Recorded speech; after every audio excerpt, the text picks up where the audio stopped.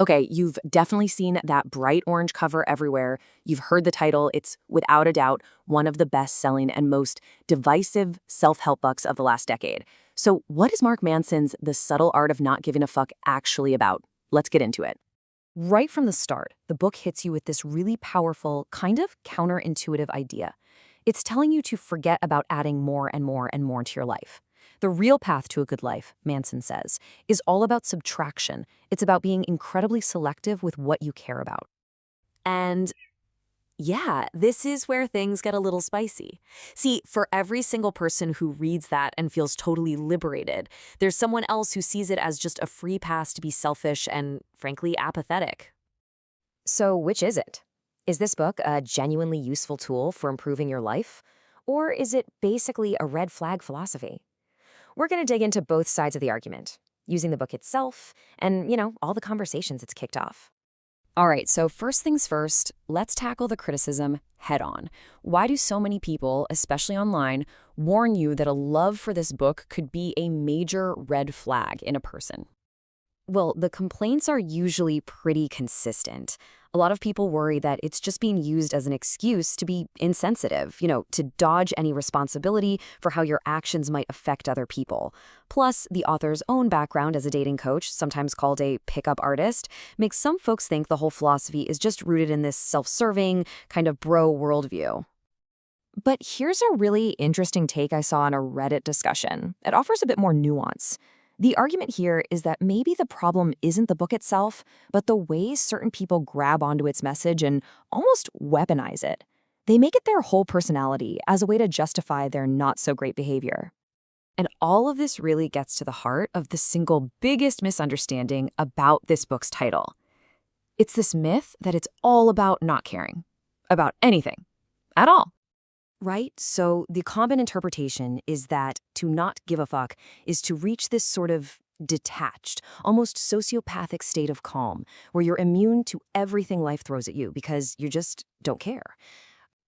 What's really interesting is that Manson himself calls this out directly in the book. He totally acknowledges that this is the image people have in their heads. But then he says, no, that's not the point. Not at all. He even argues that a state like that is impossible for a human to achieve anyway. So, if it's not about apathy, what is it about? Well, that brings us to the reality of the philosophy. It's not the art of apathy, it's the art of deliberate focus. And this is the absolute key takeaway. You only have a limited number of fucks to give in your lifetime. You are always caring about something. So the subtle art here is learning how to aim that care, that energy, only at the things that truly matter to you and align with your values. Manson actually breaks this down into what he calls the 3 subtleties.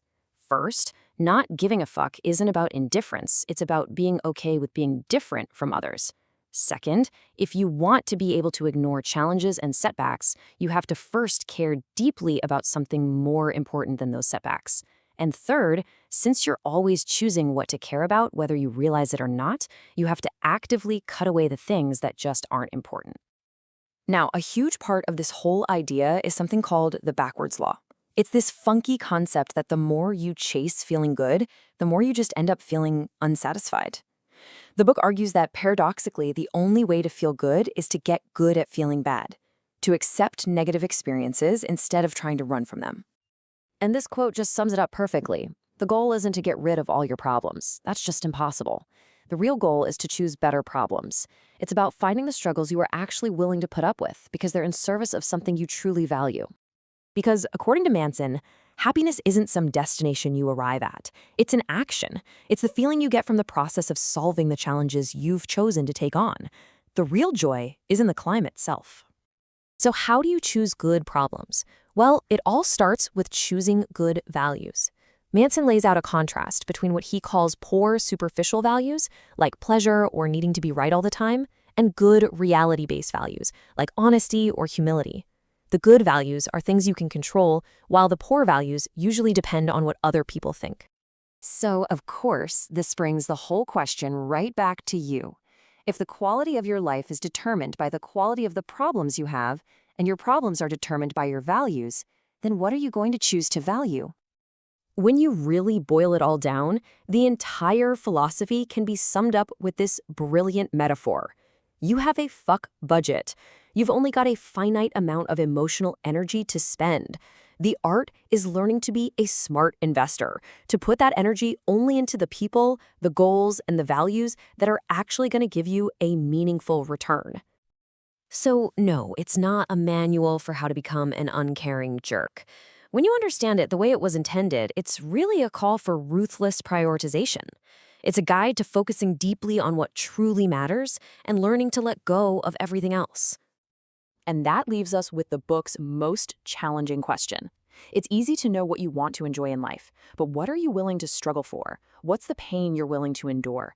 Because according to this book, that answer, that's what will ultimately define your life.